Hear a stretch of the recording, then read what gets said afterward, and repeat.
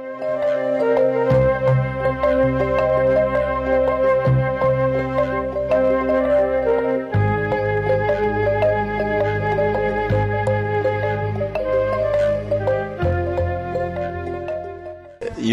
Finn Donnelly, and you're the candidate for New Westminster Coquitlam for the by-election. I have asked you to look at the nowpolling.ca questions or topics, and I was wondering if you have some topic that particularly comes to the top of your head. What would be a priority if you were elected as an MP for this riding?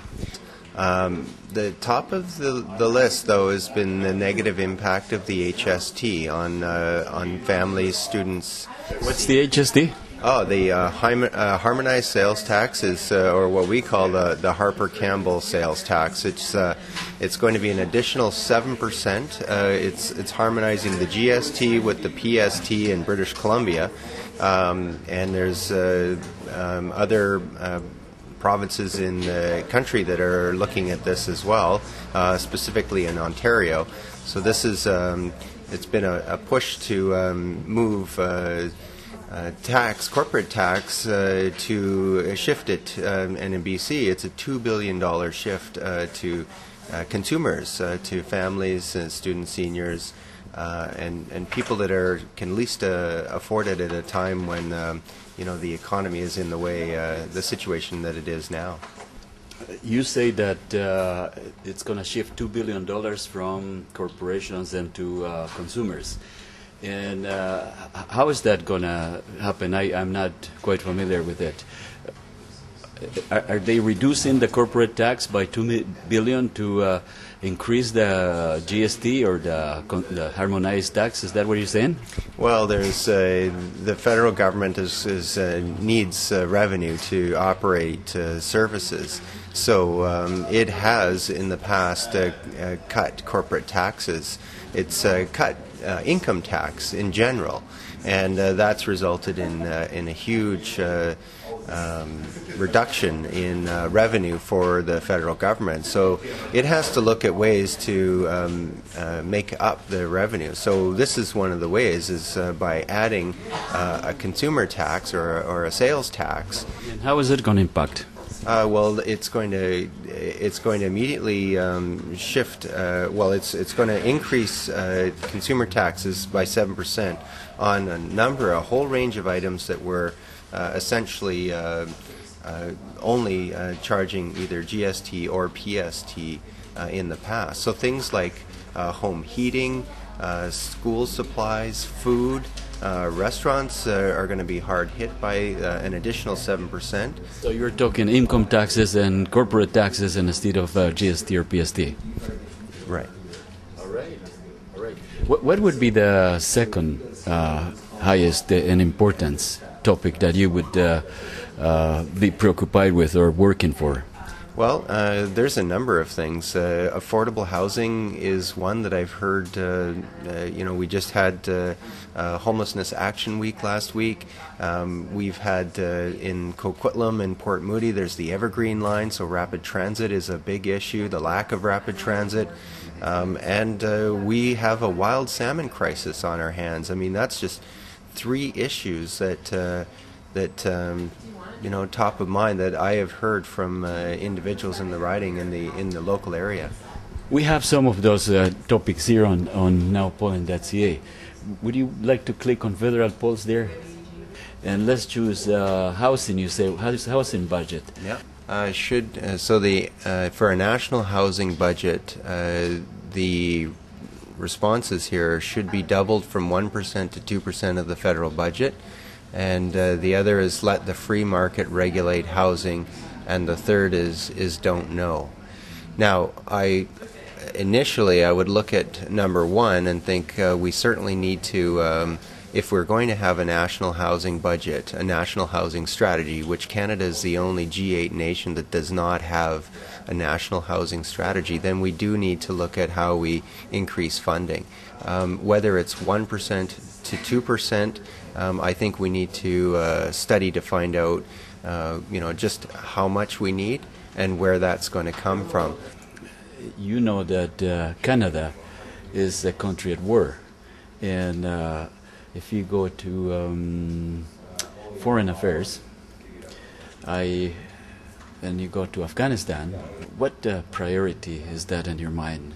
Well, it's certainly a concern. It needs to, Canada is a peacekeeping nation, or has been in the past, and I think that's something that we need to maintain as a country. We need to have that be known on the world stage as a peacekeeping nation. Good. So when we have the topic there says Afghanistan, which one of those statements would you agree with, or do you have a different one? If none of them is your response, which what would it be? There's, you talk about looking at a withdrawal of troops immediately, stop using aid as a tool of war, and support diplomatic negotiations with all Afghanistan parties. Well, I think we do need to pull out of Afghanistan as quickly as safely possible. I think we need to look at returning Canada to becoming a peacekeeping nation.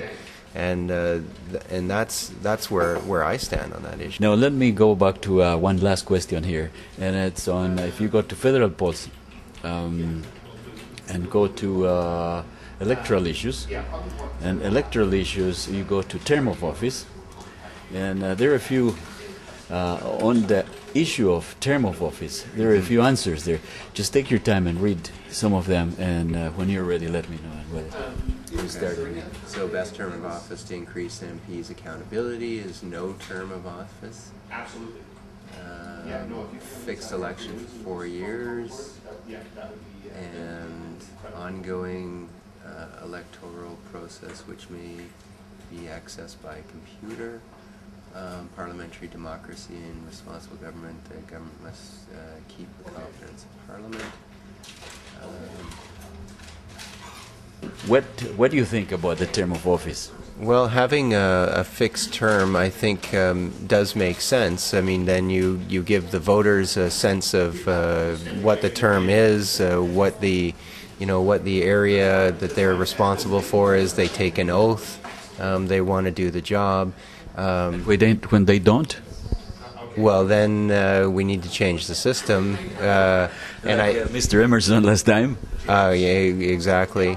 But I think I'm definitely looking for electoral reform.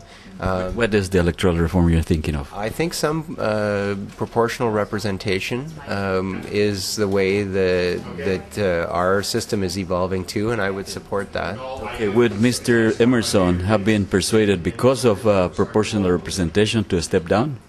I have no idea. Okay.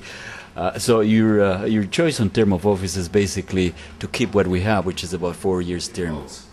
Well, I think we need to engage the citizens and consult with the citizens in terms of how we could improve the electoral system.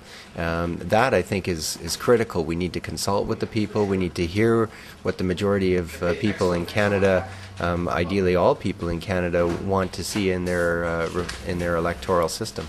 But Finn, we don't have the whole Canada here right now. We have just you. Right. And I want to know exactly where you stand in the term of office. And you're saying basically that the term of office of 4 years is all right with you. So in this topic of term of office, you are not enthusiastic about making any changes. Is that right? I'm enthusiastic about electoral reform, for sure. In terms of term of office, until we can consult with the people and hear from the people and hear what the people want. What do you want?